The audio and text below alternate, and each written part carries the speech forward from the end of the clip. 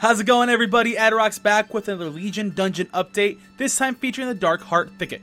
Fast-paced and full of lore, DHT is orgasmic as it delivers one of the most interactive and deep cuts of Xavius and the Emerald Nightmares so far seen in-game. It's super claustrophobic and the dangerous encounters that make a mess for ranged, but melee should honestly love this. It's also one of the few dungeons where the trash pools have additional mythic-only mechanics. Almost 90% of this fight has only mythic extra mechanics. The fog, though, can mess with your settings, so lower end rigs should take note. And right here is the awesome timestamps table guide in case you want to check out a specific mechanic from the trash or a boss. You don't have to deal with the rest of this stuff. Just, press play, click the thing you want, put it in the background, or look at the fancy little graphics that I put up here in case you got time. As always, when we're talking about dungeons and anything else in any game, here's some basic dungeon knowledge and etiquette so you just don't forget. Ready? Go. 1. Don't stand in the fire. You can't heal stupid. 2. Dispel your teammates. Everyone loves it when someone's got their back. 3. Interrupt when you can. Yes, I will talk about what things are interruptible or dispellable or whatever, but I'm not here to hold your hand. I think you should do it. But hey, if you don't want to, it's, your thing. And if we're not talking about it, don't worry about it. It's all good, fam. We got you. God, I can't believe I said that seriously. And here we go for the first trash pack of the dungeon. We have to watch out for the Frenzied Nightclaw's Frantic Rip. It's a heavy bleed, and the target can be bled by multiple Nightclaws, which makes this very dangerous for DPS or tanks if not checked.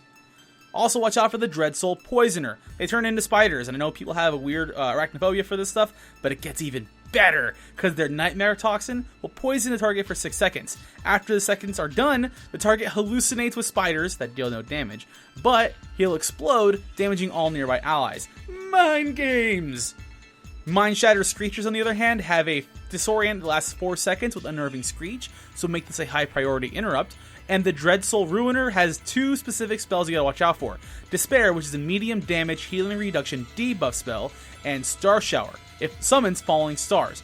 It does medium damage, but there's tons of them, so this is a high priority interrupt, probably the highest.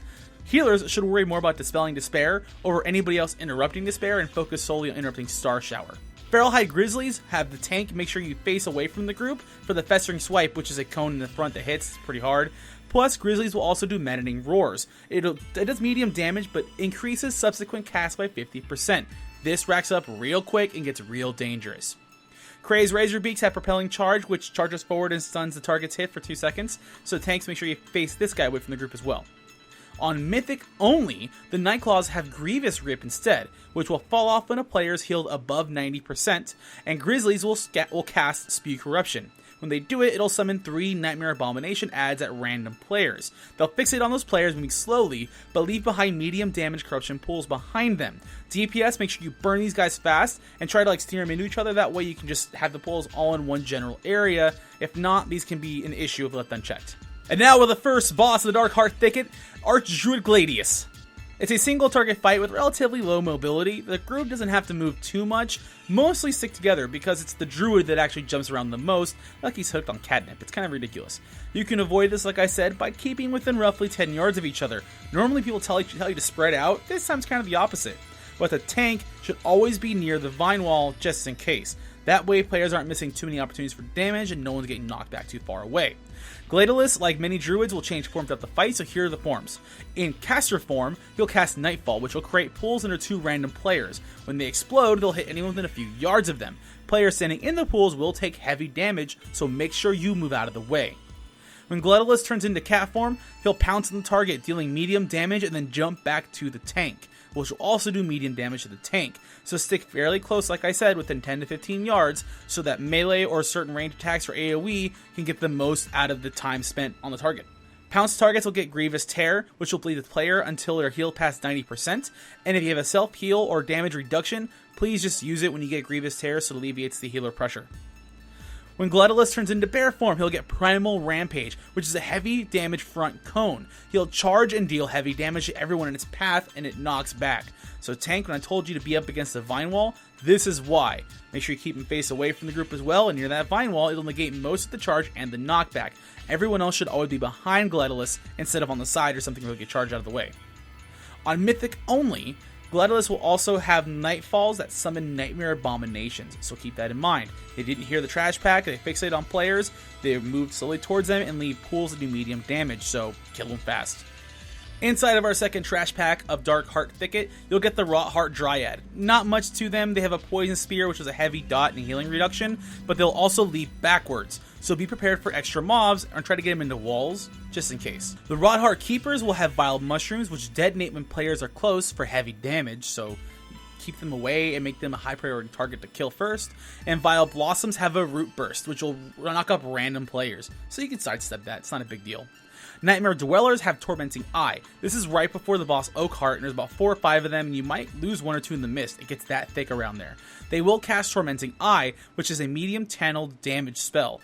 At full channel, if it's not dispelled, the target is feared for 4 seconds. Luckily, like I said, it's interruptible and dispellable. On Mythic only, the Keeper's mushrooms have Corrupted Infusion, which will heal any of the Vile Blossoms that pass through it. This is why you killed the Keepers first. Welcome to the second boss of Darkheart Thicket, the intimidating, quite frankly, Oakheart. It's pretty much a tank and spank though. There's very little movement for the players, but there are a few mechanics that will punish the careless. Things to watch out for are Strangling Roots, which is roughly every 30 seconds. Under 3 random players is what will happen. After 2 seconds, these roots will root anyone standing or passing through them for 1 minute until they're destroyed. A lot of the AoE actually doesn't work on them, so it forces players to destroy them individually or as best they can, or dodge them completely. On normal and heroic, it's not a big deal, but in Mythic, it gets real rough. Shattered Earth will do a medium damage and knockback, so healers should save your big heals or AoE till this happens, and Crushing Grip will pick up the tank, typically, and throw them. This will last 5 seconds, dealing heavy damage to the tank, and it'll deal medium damage to anyone the tank hits in the impact area. Healers and the tank should save big heals and damage mitigation for this specific skill. Nightmare Breath happens every 30 seconds, which is a fire. Honestly, it's like a flamethrower. It dots people for heavy damage, and it hits in the front cone, so DPS and healers always stay behind the boss. Come on now, we should know this by now. On Heroic and Mythic, like I did say, the uproots become a problem because Vilethorn saplings are summoned for every living root still on the field. So you must kill them as much as you can. The saplings themselves aren't that big a deal. They kind of do light to medium damage. What I'm talking about is the pure numbers. If you leave too many on the field, you will get overrun, and it's really bad news. Unlike other trash, the Deceron trash is completely optional. Once you kill Oakheart, you can go left or right. Going left will take you down this trash pack, and it'll take you down to Deceron, an optional boss. The dragon eggs on the sides of the path will hatch hate spawn whelplings if they're disturbed, so players should try to keep as center as possible, as well as be very careful when you're jumping or teleporting or dashing to any specific area. They're more annoying than anything else, but they can be problems in fights, so the best thing is if you just happen to hatch one, spawn them and burn them fast. Hate Spawn Slime, on the other hand, will explode upon death, dealing medium to heavy damage to everyone within 5 yards. Because they come in a pack and they all explode and kill roughly at the same time, this can be fatal if they explode in quick succession, so healers need to be very wary of these things. Blood Tainted Furies have a lot of annoying mechanics. They're probably one of the more annoying characters here besides the bosses. They have Blood Assault, which will charge and knock back anyone in the way. It does medium damage but will heal the Fury for any damage it does. Blood Bomb will slow fall bombs to the field.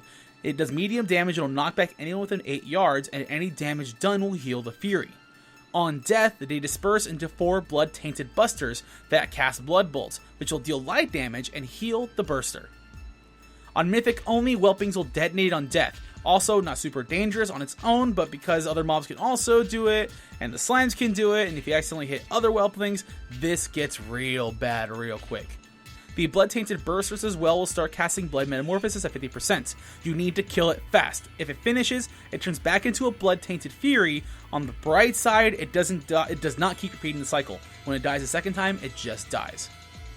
Now you must cower before Deceron, the optional boss of the Darkheart Thicket. It's a single target fight, if you do it well, and has heavy movement mechanics, so get ready to move, or be moved, a lot. Tread lightly so you do not bite off more than you can chew. Abilities to watch out for are Downdraft, which will push back for 8 seconds, dealing medium to heavy damage throughout the duration.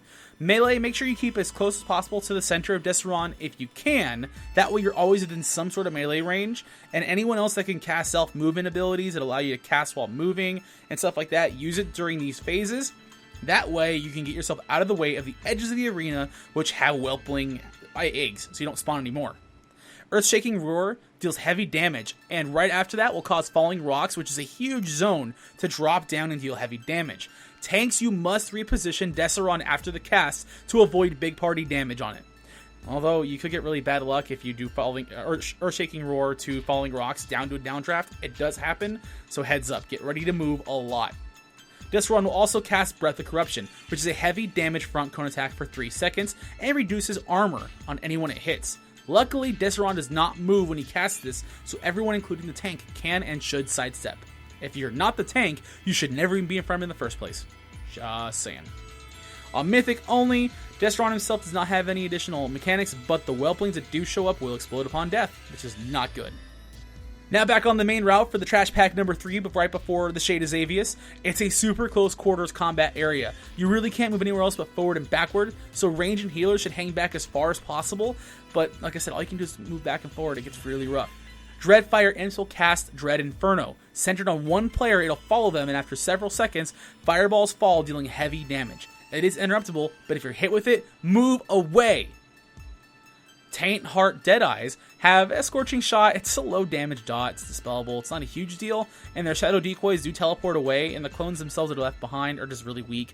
Don't have to force yourself on burning them down, just burn them down with the AoE and cleave. Taint Heart Summoners, on the other hand, cast Curse of Isolation. There's no damage to the target, but it'll pulse every 2 seconds, hitting everyone within 6 yards. It is interruptible and dispellable, so if you get it, you cannot interrupt it or dispel it. Just walk out of the way, essentially out of melee range, and wait for it to cast out or dispel it. On Mythic only, Curse of Isolation will also slow the target hit by 75%, making moving obviously very hard to do. Taint Heart Stalkers will actually pounce between 2 targets just like the first Archdruid boss, dealing medium damage to both the jump target and the return target. Tormented Bloodseekers, on the other hand, now become the highest priority target to kill because of Dark Soul Bite. It does medium damage on its own, but any damage done will heal the Bloodseeker, and multiple Dark Soul Bites can spell big trouble, so save your stuns and kill the Bloodseekers first.